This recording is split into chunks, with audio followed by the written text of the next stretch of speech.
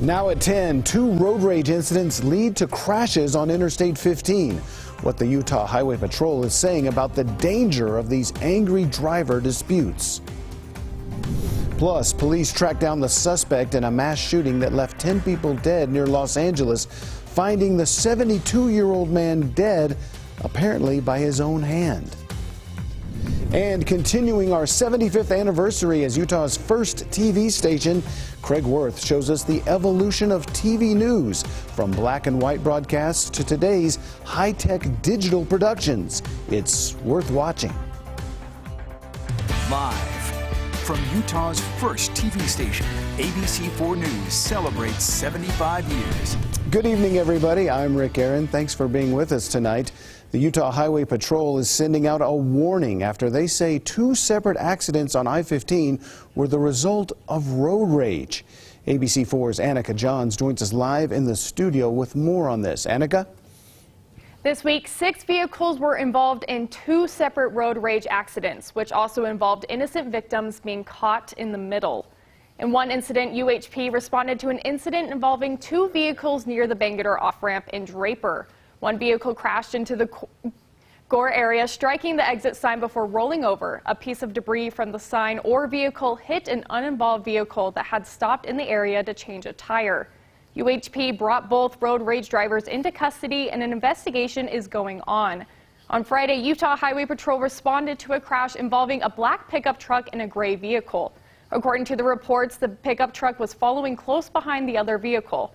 In an attempt to pass the vehicle, the truck changed lanes to the right before merging back into the left lane, hitting the gray vehicle. The truck then spun into oncoming traffic, hitting a white pickup truck, pulling a trailer. According to the witness reports, the gray vehicle was brake checking the black truck for following him too close. Both individuals involved were arrested for reckless endangerment.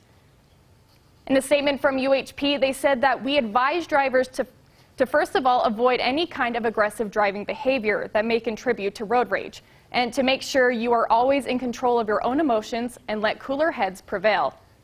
UHP also advised drivers to remove themselves from the situation if they are involved in one and get away from the other party, to exit the freeway, and to drive to a police station or hospital to call 911 and report what happened. All right, thank you very much, Annika. Well, a drive-by shooting in Salt Lake City's Rose Park neighborhood last night is notable because of the ages of the suspects involved and the fact that police officers actually saw it unfold. According to the SLCPD, officers serving in the gang unit were near 500 North Pamela Way around 10:30 Saturday night when they witnessed a Nissan Maxima drive into the neighborhood and someone fire multiple rounds out of that car. Needless to say, they immediately tried to pull that car over, but the driver took off, leading a pursuit about 4 blocks north before crashing into another vehicle at 900 North Sir Michael Drive.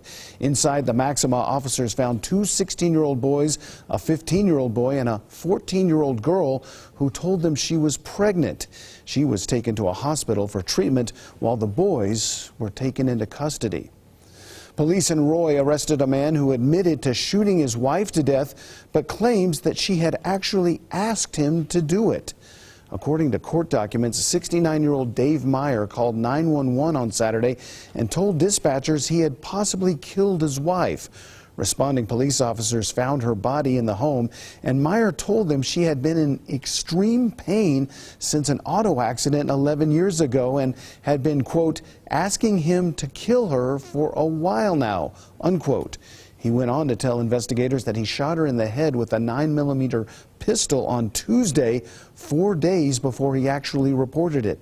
Meyer was booked into the Weber County Jail on charges of first-degree murder and obstruction of justice. Well, turning now to the weather. The snow has moved on, but now it's the wind we're dealing with. Meteorologist Nate Larson is here to break it all down. Yeah, they're getting all of that in Cedar City, the snow and the wind. I've got this web camera up, Rick. It's kind of mesmerizing to watch.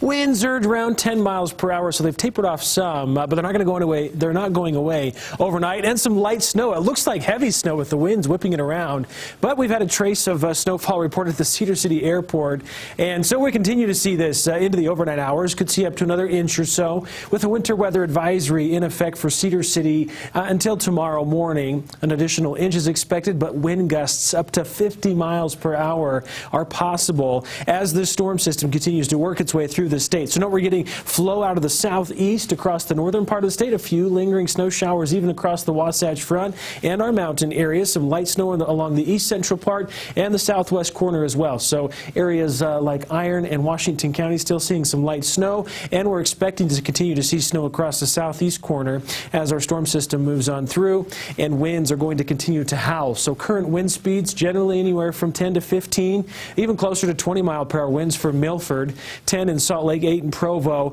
It is impacting our temperatures where we're already cold in the 20s across the Wasatch Front, making it feel like teens. In fact, just 11 degrees in Salt Lake, Evanston -8. This is the wind chill. 4 in Milford, 4 in Cedar City, 31 in St. George. And again, winter weather advisories for the southern part of the state. Mountain areas could see 4 to 8 inches over the Abajo Mountains. The valleys, 1 to 4 inches in general, exception over the southwest region, about another inch or so over the valley areas. This is through 11 o'clock on Monday. Again, we'll talk more about the wind speeds. We do have some high wind warnings in effect for the southwest corner of the state. I'll break it all down for you coming up with my full forecast in just a bit. Rick? All right, thank you very much, Nate. A new horror movie debuting at the Sundance Film Festival was a little too much for some viewers last night, resulting in the theater being evacuated. Some attendees watching a film called Birth, Rebirth became sick during the screening at Salt Lake City's Rose Wagner Performing Arts Center.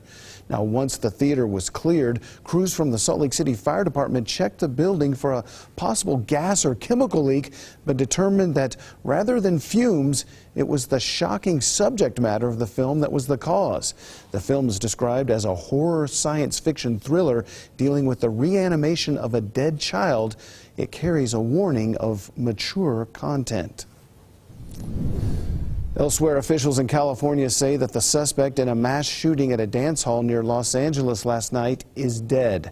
That gunman killed 10 people and injured 10 others just after a festival marking the beginning of the Chinese Lunar New Year. ABC's Tim Pulliam has the latest. Tonight, this is the moment a manhunt for the suspect in a mass shooting came to an end. Tactical teams moving in on a white van matching the description of the vehicle witnesses say the suspect got away in. The suspect sustained a self-inflicted gunshot wound and was pronounced dead at the scene. Tonight, authorities releasing the murder suspect's name, 72-year-old Hu Can Tran. Just after 10 p.m. Saturday, investigators responding to 20 people shot, at least 10 of them killed in a mass shooting near Los Angeles. You have 10 unresponsive inside, and you have 2 that are still in critical condition and breathing. Crews treating victims in the parking lot. Survivors rushed to the hospital. Authorities say their condition ranged from critical to stable. The shooter going on a violent rampage inside the Star Dance studio, according to investigators. Moments before the deadly attack, thousands of people in this predominantly Asian American community were celebrating the Lunar New Year nearby. Just the sound of gunfire just is terrorizing in such a lovely community as Monterey Park, where people are just loving and the Lunar Festival's going on, and it's very sad. Authorities say a second incident at another ballroom in a neighboring suburb is tied to the shooting. In that situation, authorities say an armed Asian man walked in, but some of the people there wrestled the gun away. The suspect escaped, leaving behind the gun. No one seriously injured. Several pieces of evidence were found inside the van linking the suspect to both locations. So far, investigators are not saying if the attack was a racial hate crime or even domestic, but the FBI is involved. Investigators are also trying to determine if the suspect knew any of the victims. Tim Pulliam, ABC News, Monterey Park, California. All right, folks, coming up, we've got a live look at Deer Valley this evening. Still a few lingering snowflakes across our mountain areas. Talking about strong downslope winds, when they kick in, and how long they stick around. All details coming up with my forecast after the break.